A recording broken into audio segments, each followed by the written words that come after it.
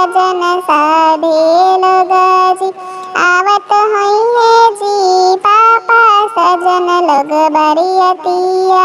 से मांग ले थुन जी पापा पोसल दियावा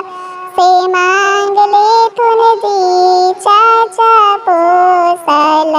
दियावा से ना कटवई गे बेटी चंदन लाकड़िया से ना घुरवई गे बेटी कड़ंडा नागरिया से ना कटवई गे बेटी चंदन लाकड़ी